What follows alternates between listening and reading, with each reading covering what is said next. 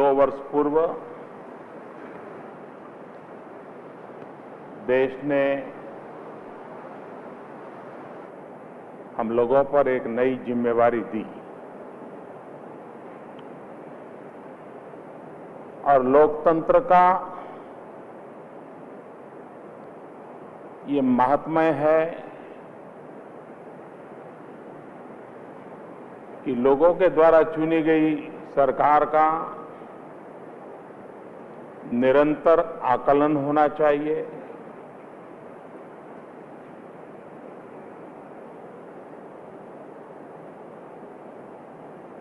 कमियां हो, अच्छाइयां हो,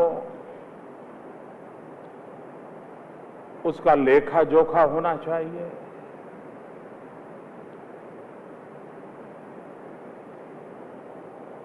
दो साल के कार्यकाल की ओर नजर करने से इस बात का भी एहसास होता है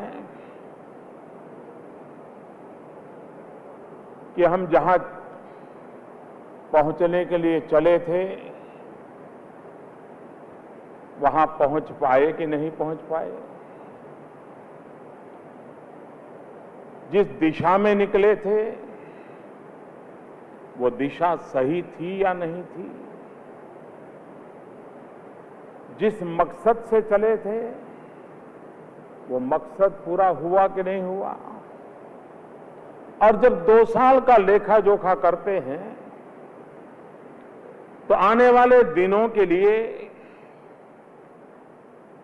एक नया आत्मविश्वास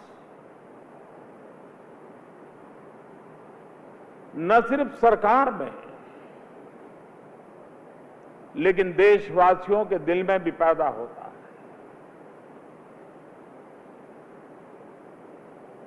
पूरे देश में मैं देख रहा हूं कि पिछले करीब 15 दिन से भारत सरकार के हर काम का बड़ा बारीकी से मूल्यांकन हो रहा है। हर पहलू को बारीकी से देखा जा रहा है।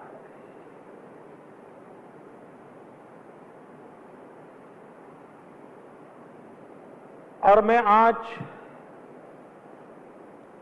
देशवासियों के सामने बड़े संतोष के साथ खड़ा हूं कि इतनी बारीकी से जांच पड़ताल होने के बाद हम एक नए विश्वास को प्राप्त कर पाए हैं, नए उत्साह को प्राप्त कर पाए हैं और जनता जनार्दन के आशीर्वाद हर दिन बढ़ते चले जा रहे हैं तो हमारा काम करने का उत्साह भी बढ़ता चला जा रहा है। मैं उन लोगों के लिए तो कुछ कह नहीं सकता हूं कि जिनका राजनीतिक कारणों से विरोध करना अनिवार्य होता है और वो स्वाभाविक भी है लोकतंत्र में, लेकिन देश ने पिछले 15 दिन में 2 बातें स्पष्ट देखी हैं। एक तरफ विकासवाद है, दूसरी तरफ विरोधवाद है। और विकासवाद और विरोधवाद के बीच में ये जनता जनार्दन दूध का दूध और पानी का पानी करके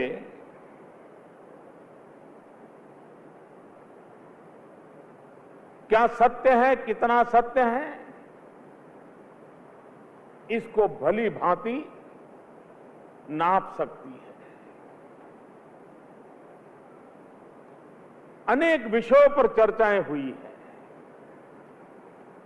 और इसलिए मैं इन बातों को यहां दोहराना नहीं चाहता, लेकिन चिंता उस बात की जरूर होती है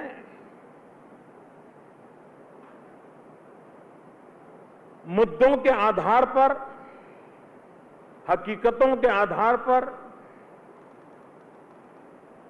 हर काम का कठोरता से मूल्यांकन होना लोकतंत्र के लिए आवश्यक है। लेकिन कहीं हम ऐसी गलती न कर दें जो देश को बिना कारण निराशा की गर्त में धकेलने का प्रयास करती है। कहीं कहीं पर यह बातें नजर आती है जिसमें हकीकतों का आधार नहीं होता है, लेकिन उस पर इस प्रकार की स्थितियां सवार हो जाएं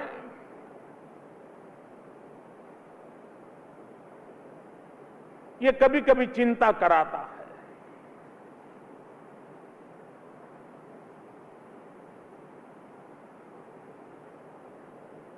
सरकार के काम का लेखा जोखा पुरानी सरकारों के काम के संदर्भ में होता है। पहले क्या होता था, अब क्या हो रहा है, इसका तुलनात्मक अध्ययन होता है। हम बिल्कुल ही बीती हुई सरकारों की बातों को ओझल कर दें और अचानक ही चीजों की चर्चा करेंगे तो शायद सही मूल्यांकन नहीं कर पाएंगे। अगर आज मेरी सरकार ये कहे कि हमने कोयले की समस्या का समाधान किया, आप कल्पना कर सकते हैं अचानक सुप्रीम कोर्ट कोयले की खदानों के लाइसेंस रद्द कर दे और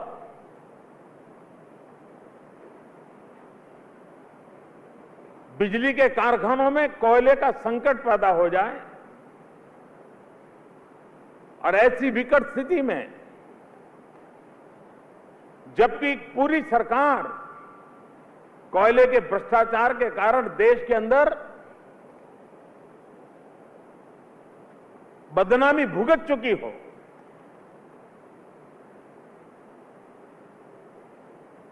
दो साल पहले कोई अखबार,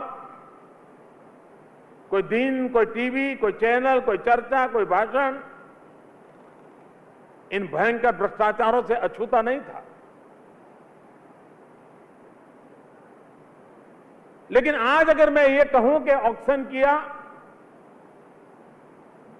ट्रांसपेरेंट वे में किया, अब तक इस पर कोई सवालिया निशान नहीं लगा है, देश के खजाने में लाखों करोड़ों रुपया आना तय हो चुका है, राज्यों के खजाने में भी पैसा जा रहा है। इतना ही नहीं, जहां कोयले की खदान है वहां हमारा ज्यादातर आदिवासी समाज के लोग रहते हैं, उनके कल्याण के लिए उसमें से फंड निकलने वाला है। ये सारी बातें अगर ऐसे ही मैं कह दूं तो लगता है अच्छा अच्छा चलो भाई मोदी जी ने काम कर दिया, लेकिन इसकी ताकत तब समझ में आती है कि सुप्रीम कोर्ट को ऐसा क्यों करना पड़ा था, कोयले में इतना बड़ा भ्रष्टाचार क्यों हुआ था, वो कौन से तरीके थे और उसमें से देश को बाहर लाना, तब जाकर के समझ आता है कि काम कितना बड़ा हुआ है, काम कितना महत्वपूर्ण हुआ है। और इसलिए जब तक हम बीती हुई सरकार के दिनों को स्मरण करके वर्तमान के निर्णयों को परखेंगे तो हमें ध्यान में आएगा कि बदलाव कितना बड़ा आया है। इस बात से कौन इनकार कर सकता है कि दीमक की तरह भ्रष्टाचार ने इस देश को अंदर से खोखला कर दिया है, तबाह कर दिया है। हमारे हर सपनों को चूर चूर करने की ताकत किसी एक दिमक में है तो उस दिमक का नाम है भ्रष्टाचार। और मैंने भ्रष्टाचार के खिलाफ बहुत ही सटल तरीके से एक के बाद एक कदम उठा करके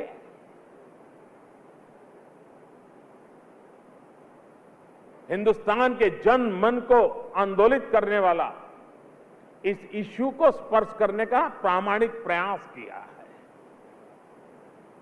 और जब आप इनकी गहराई में जाओगे तो आप चौंक जाओगे। आप कल्पना कर सकते हो कि देश कैसे चला है। वो बेटी जो कभी पैदा भी नहीं हुई है, देश की सरकारों के फाइलों में वो बेटी विधवा भी हो जाती है और उस विधवा बेटी को पेंशन भी मिलना शुरू हो जाता है और सालों तक पेंशन जाता है। और कभी ऐसे भ्रष्टाचारों की चर्चा तक नहीं होती। हमने जब डायरेक्ट बेनिफिट ट्रांसफर स्कीम के अंतर्गत रसोई गैस उसकी सब्सिडी डायरेक्ट पहुंचाना शुरू किया, आधार से उसको लिंक किया, जनधन अकाउंट से लिंक किया और कैसी अद्भुत परिणाम आया है। देशवासियों को जान करके हैरानी होगी, अकेले रसोई गैस में इतने फर्जी नाम मिले, इतने फर्जी सिलेंडर की चर्चा निकली, जिसको हमने लीकेज को बंद करने का प्रयास किया। करीब करीब 15,000 करोड़ रुपया आपकी हक का पैसा बचा लिया। किसी के यहां रेड हो जाए और किसी के यहां से 50 करोड़ रुपया मिल जाए तो हमारे देश में हेडलाइन बन जाती है। 50 करोड़ मिल जाए तो बड़ी मेहनत करके, योजना करके 15,000 करोड़ रुपया करीब करीब देश का बचाना। मैं कहता हूं मेरा देश मेरे इस एक काम के लिए भी ये कहेगा, मोदी जी आप सही कर रहे हो। आपको हैरानी होगी, राशन कार्ड जिससे गरीबों के लिए सस्ते में अनाज मिलता है, केरोसिन मिलता है, उसकी आवश्यकताओं की पूर्ति होती है। हमने जरा जांच पड़ताल शुरू की, भाई कारोबार क्या चल रहा है, क्योंकि गरीब की थाली में जो चावल जाता है उसको तो यही लगता है कि मुझे 3 रुपये में चावल मिला या 2 रुपये में मिला या 1 रुपये में मिला, लेकिन उस गरीब तक वो बात नहीं पहुंचती है कि उसकी थाली में जब चावल जाता है तो 1 किलो पर 27 रुपया भारत सरकार के खजाने से जाता है, उसे पता नहीं है। तब जाकर उस थाली में 1 रुपया, 2 रुपया, 3 रुपये में चावल आता है और वो राशन कार्ड से होता है। अभी तो मेरा काम चल रहा है, लेकिन जितना हुआ है अब तक 1,62,00,000 से ज्यादा फर्जी राशन कार्ड हमने खोज के निकाले। 1,62,00,000 फर्जी राशन कार्ड, मतलब उस राशन कार्ड पर जो भी जाता था वो किसी के जेब में तो जाता था, कहीं तो बेईमानी होती थी। हरियाणा सरकार ने एक मुहिम चलाई, हमारी इस आधार की योजना के तहत, जनधन की योजना के तहत, मोबाइल कनेक्टिविटी की योजना के तहत। मुझे बताया गया केरोसिन, फर्जी केरोसिन लेने वालों की संख्या 6 लाख निकली एक छोटे से राज्य में। ये 6 लाख लोगों के नाम पर सब्सिडी वाला केरोसिन जाता था। वो केरोसिन कहां जाता होगा? डीजल में मिक्स करने के लिए जाता होगा, वो पॉल्यूशन करने के लिए जाता होगा, किसी केमिकल फैक्ट्री के काम आता होगा, और सरकार के खजाने से पैसा गरीब के नाम से जाता होगा। 6 lakh ration card, 1 crore 62 lakh ration card, 6 lakh kerosene के। अभी हमने इस योजना के तहत एक प्रदेश में 540 करोड़ रुपया बचा है। 540 करोड़ रुपए किस बात का? तो फर्जी टीचर तनख्वाह जा रहा है, यूनिफॉर्म जा रहा है, स्कूल के लिए मध्याह्न भोजन जा रहा है। क्यों? तो टीचर होगा तो स्कूल होगी। ये सारी जांच पड़ताल में से सब खुल रहा है, और उसका परिणाम क्या आया है? मोटा मोटा हिसाब में लगाऊं तो करीब 36,000 करोड़ रुपया, 36,000 करोड़ रुपीस, ये लीकेजीज रुक गया है। ये करप्शन जाता था, रुक गया है। और ये 1 साल के नहीं, ये हर वर्ष इतना बचने वाला है। और अभी तो शुरुआत है, एक नई सुबह है।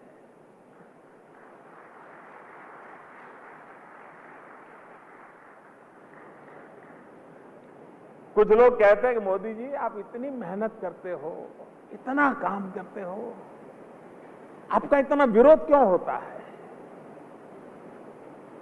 रोज आपके खिलाफ इतना तूफान क्यों चलता रहता है?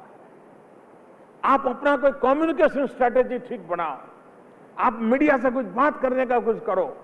मुझे बहुत लोग समझाते हैं। अब उनको मैं कैसे समझाऊं कि भाई, जिन लोगों की जेब में 36,000 करोड़ रुपया जाता था, जो मोदी ने बंद करवा दिया, तो मोदी गाली नहीं खाएगा तो क्या खाएगा?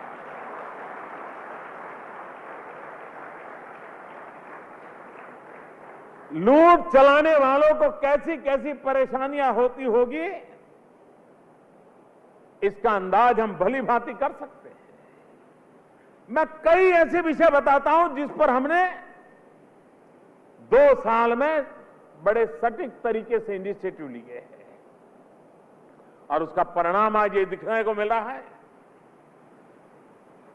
आप देखिए, कभी एलईडी बल्ब कितने रुपए में बिकता था, आज कितने रुपए में बिकता है?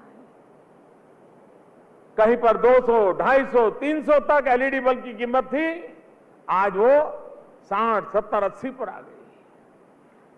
अगर हमारे देश में हम कहीं बिजली का कारखाना लगाएं और हम घोषणा करें कि 2 लाख करोड़ रुपयों के बिजली के कारखाने लगेंगे, या 1 लाख करोड़ रुपयों के बिजली के कारखाने लगेंगे, तो हमारे देश के जितने आर्थिक विषयों पर लिखने वाले अखबार हैं, वो हेडलाइन बनाएंगे कि मोदी ने एक बहुत बड़ा भारी सपना देखा है, 1 लाख करोड़ रुपया के बिजली के नए कारखाने लगेंगे, ये होगा, वो होगा, टिकना होगा, फलाना होगा। कोई ये भी लिखेगा मोदी बातें करता है लेकिन रुपये कहां से आएंगे, 1 लाख करोड़ कहां से? बस सब बातें हो सकती है, लेकिन इस बात की चर्चा नहीं होगी कि एलईडी बल्ब के कैंपेन के कारण जिन 500 शहर को हमने टारगेट किया है, उन 500 शहर में अगर हम 100% एलईडी बल्ब पहुंचाने में सफल हो गए, और होने वाले हैं, जिस दिन वो काम पूरा होगा, इस देश में करीब करीब 20,000 मेगावाट बिजली बचने वाली है। 20,000 मेगावाट बिजली बचने का मतलब होता है 1,00,000 करोड़ रुपए की बिजली के कारखाने की लागत जो है वो बचने वाली है। लेकिन 60-70 रुपए के एलईडी बल्ब में कोई न्यूज का विषय हो सकता है क्या? उसमें क्या खबर है जी। और इसलिए हम लोग जो तेज गति से बदलाव ला रहे हैं और जो बदलाव आज देश अनुभव कर रहा है, एक के बाद वो योजनाएं जो अब किसी ने कल्पना की थी हमारे देश में। हमने देखा होगा, पिछले कई चुनाव देख लीजिए, चुनाव में चर्चा क्या होती थी? चुनाव में चर्चा रहती थी कि गैस सिलेंडर 12 होने चाहिए कि 9 होने चाहिए, और बड़े बड़े लीडर घोषणा करते थे और दूसरे दिन अखबार में हेडलाइन छपती थी कि 9 सिलेंडर नहीं, अब गैस के 12 सिलेंडर दिए जाएंगे, और 9 सिलेंडर से 12 सिलेंडर पर वोट मांगे जाते थे। उन दिन को याद कीजिए जब हिंदुस्तान में पार्लियामेंट के मेंबर को 25 रसोई गैस की कूपन मिलती थी एमपी बनने के नाते, और वो 25 कूपन से लोगों को, अपने कार्यकर्ताओं को, साथियों को, सपोर्टर को ऑब्लाइज करता था कि मुझे एक गैस कूपन दीजिए। मुझे बराबर याद है, हमारे यहां अहमदाबाद में एयरपोर्ट पर एक अफसर थे, वो हर एमपी को जानते थे क्योंकि एयरपोर्ट पर जो आते जाते थे, हर एमपी को कहा करते थे कि एक गैस की कूपन दे दीजिए ना भैया, मुझे, मेरा बेटा जो है अब अलग रहने गया तो उसके लिए रसोई गैस की कूपन चाहिए। और साल भर एक भी एमपी उसको दे नहीं पाए थे। एक गैस कनेक्शन के वो दिन हम भूल न जाएं। ये मैं 5, 7, 10 साल पहले की बात कर रहा हूं, कोई बहुत पुरानी बात नहीं कर रहा हूं। जिस देश में ये चर्चा होती हो और इस देश का प्रधानमंत्री बातों बातों में देश की जनता को रिक्वेस्ट करे कि आप गैस सब्सिडी छोड़ दीजिए, और मैं देश को नमन करता हूं, 1,13,00,000 लोगों ने अपनी सब्सिडी छोड़ दी। क्या ये बदल नहीं है? ये जन मन का बदलाव नहीं है? ये देश में बदलाव नहीं है? देश के विकास के लिए जन भागीदारी का इससे बड़ा क्या उदाहरण हो सकता है? ये देश ने अनुभव किया है, और हमने भी तय किया कि हम इन गैस सब्सिडी छोड़ी है। गरीब के घर में जो मां लकड़ी का चूल्हा जलाती है और दिन भर खाना पकाने के कारण करीब करीब 400 सिगरेट का धुआं उसके शरीर में जाता है, 400 सिगरेट जितना धुआं, उस मां की चिंता कौन करेगा? और हमने पिछले 1 वर्ष में करीब करीब 3 करोड़ से ज्यादा परिवारों को नए रसोई गैस के कनेक्शन दे दिए। आजाद हिंदुस्तान में 1 साल में इतना बड़ा काम कभी नहीं हुआ है, और हमने ठान ली है कि आने वाले 3 साल में 5 करोड़ परिवार जिनके पास आज रसोई गैस नहीं है उनको हम पहुंचाएंगे, क्योंकि वो गरीब परिवार है। मध्यम वर्ग तक तो रसोई गैस पहुंचा है, निम्न मध्यम वर्ग तक नहीं पहुंचा है, गरीब के घर नहीं पहुंचा, झोपड़ी का तो सवाल नहीं है। लेकिन हमने बीड़ा उठाया है। ये कैसे संभव हो रहा है? ये तब समझ में आएगा कि 9 सिलेंडर 12 सिलेंडर के लिए झगड़े होते थे। ये तब समझ आएगा कि एक पार्लियामेंट का मेंबर 25 गैस सब्सिडी की कूपन के कारण गर्व अनुभव करता था किसी को रसोई गैस देने का। उस दिनों के सामने 5 करोड़ गैस कनेक्शन, ये बदलाव है। और इसलिए स्केल देखें, क्वांटम देखें, स्पीड देखें, टारगेटेड ग्रुप देखें, तो आपको ध्यान में आएगा कि गरीबों के कल्याण के लिए, गरीबों की भलाई के लिए एक के बाद एक कदम उठाए। हमारा किसान, हम चाहे बारिश को तो कभी कभी कह देते हुए बारिश नहीं आई, लेकिन हम धरती माता का क्या हाल करके रखा है इसकी वे भी चर्चा ही नहीं करते। किसान बेचारा बर्बाद हो जाए तो कह देते हैं भाई बीज खराब था या पानी नहीं आया, लेकिन हम इस चीज को नहीं देखते हैं कि हमने धरती मां को बर्बाद कर दिया है। हमने इस मां का इतना एक्सप्लॉयटेशन किया है कि आवश्यकता है हमारी धरती मां को बचाना, और इसलिए हमने सॉइल हेल्थ कार्ड का एक बड़ा मिशन लेके चल पड़े हैं। धरती की सेहत कैसी है, मिट्टी में कौन से गुण हैं, कौन सी कमियां हैं, किस प्रकार के फसल के लिए वो जमीन अनुकूल है, कौन सी दवाई चलेगी, कौन सा फर्टिलाइजर चलेगा। इंसान को जिस प्रकार से ब्लड टेस्ट करवाता है, यूरिन टेस्ट करवाता है, डायबिटीज है नहीं है वो तय करवाता है, ये धरती माता की भी वैसी परीक्षण का काम इस सरकार ने उठाया है, और देश के किसानों तक इस बात को हमने बड़े पहुंचाया है, और काफी मात्रा में किसान आज अपने सॉइल हेल्थ कार्ड के द्वारा इस बात के निर्णय करने लगे हैं कि क्रॉप पैटर्न को कैसे बदला जाए। मेरा कहने का तात्पर्य यह है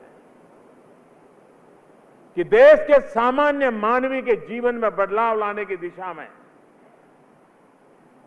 अनेक ऐसे काम हमने किए, और उसमें एक महत्वपूर्ण काम है, और मैं मानता हूं लोकतंत्र की एक बहुत बड़ी पूंजी होती है। लोकतंत्र की पहली शर्त होती है कि शासकों के दिल में अपने जनता के प्रति अप्रतिम विश्वास होना चाहिए, भरोसा होना चाहिए।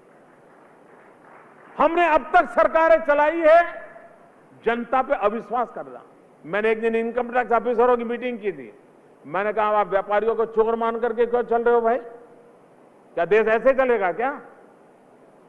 ये पूरी तरीका गलत है, सोच गलत है। हमने बदलाव शुरू किया।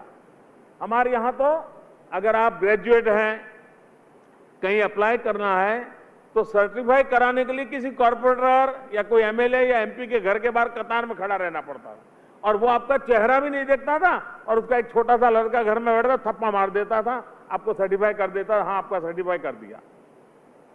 अगर यही करना जरूरत क्या है? हमने कहा कोई जरूरत नहीं है, लोगों को कह दिया आप अपने आप ही सर्टिफाई करो और सरकार में भेज दो, जब फाइनल ऑर्डर होगा तब आप ओरिजिनल सर्टिफिकेट दिखा देना।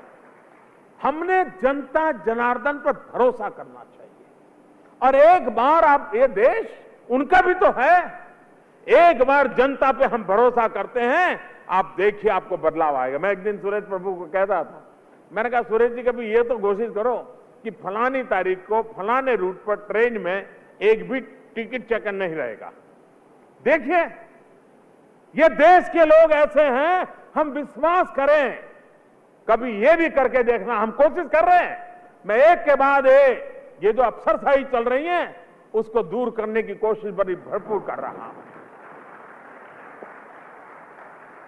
ये लोकतंत्र है, जनता जनार्दन की ताकत ये सर्वाधिक होनी चाहिए, और उस दिशा में एक के बाद एक कदम उठा रहे हैं।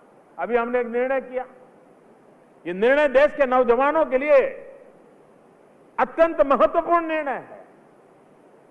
हमारे देश में करप्शन का एक एरिया कौन सा है? नौकरी। वो रिटर्न टेस्ट देता है, लिखित परीक्षा देता है, तब तक तो ज्यादा चिंता नहीं रहती, बेचारा देता है, और उसमें से इंटरव्यू कॉल आ जाता है। इंटरव्यू कॉल आ जाता है तो उसके मन में एक आशा जग जाती है, तो वो इंटरव्यू में क्या पूछेंगे, कैसे कपड़े पहन करके जाऊं, ये चिंता नहीं करता है। चिंता ये करता है इंटरव्यू कॉल आया है, कोई सिफारिश वाला मिल जाएगा क्या, कोई मुझे मदद करने वाला मिल जाएगा क्या, और कोई दलाल उसके यहां पहुंच जाता है कि देखो भाई तुम्हारा इंटरव्यू आया है, ये नौकरी चाहिए, पास होना है, इतना देना पड़ेगा। ये करप्शन का पूरा खेल इंटरव्यू के आसपास चल रहा है। हमने तय कर दिया भारत सरकार में वर्ग 3 और 4 के जो एम्प्लॉय हैं, कोई इंटरव्यू नहीं होगा। मेरिट लिस्ट पर कंप्यूटर तय करेगा कि पहले इतने लोग हैं, इनको नौकरी चली जाएगी। 2 निर्णय गलत हो भी जाएंगे, लेकिन इससे देश को जो दिमक लगी है, इस दिमक से मुक्ति मिल जाएगी। और इसलिए एक के बाद एक ऐसे निर्णय हमने किए, और ये निर्णय पूरे निर्णय एक नए सोच के साथ है। और यही सबसे बड़ा बदलाव है कि देश के अंदर एक विश्वास भरना, संकल्प के साथ चलना और सामान्य मानवीय की जिंदगी की आशा आकांक्षाओं को पूर्ण करने का निरंतर प्रयास करना। सरकार के 2 साल के कामों पर मुझे अगर बोलना हो सकता है ये दूरदर्शन वालों ने 1 सप्ताह भर यहां मेरे पूरा दिन भाषण रखना पड़ेगा। इतने सारे अचीवमेंट्स, लेकिन मैं अचीवमेंट की चर्चा करने आपके बीच नहीं आया। मैं आपको विश्वास दिलाने आया हूं। देशवासियों ने हमें भरोसा दिया, उस भरोसे को हम पूरा करने के लिए पूरी कोशिश कर रहे हैं। और देश ने देखा है, बद इरादे से कोई निर्णय नहीं किया है, मेहनत करने में कोई कमी नहीं रखी है, और राष्ट्र हित को सर्वोच्च रख करके, जन सामान्य के हितों को सर्वोत्तर करके हमने अपने आप को जुटा दिया है। टीम इंडिया का कल्पना लेकर के चले हैं, राज्यों को कंधे से कंधा मिलाकर के काम में जोड़ने का चले हैं। लेकिन ये बात सही है कि जिन्होंने आज तक खाया है, उनको तो मुश्किल आनी ही आनी है, उनको तो तकलीफ होनी ही होनी है। किसने खाया, कब खाया है, वो मेरा विषय नहीं है, लेकिन ये देश का रुपया है, गरीब का पैसा है, ये किसी औरों के पास जाने नहीं दिया जाएगा। इस काम पर मैं लगा हुआ हूं। उस जिनको तकलीफ होती होगी, होती रहे, हम देश के लिए काम करते रहेंगे। देश की जनता हमें आशीर्वाद देती रहे। मैं फिर एक बार आज इस अवसर पर आप सबके बीच आने का मुझे अवसर मिला, मेरी बात बताने का अवसर मिला। मैं आपका बहुत बहुत आभारी हूं। धन्यवाद।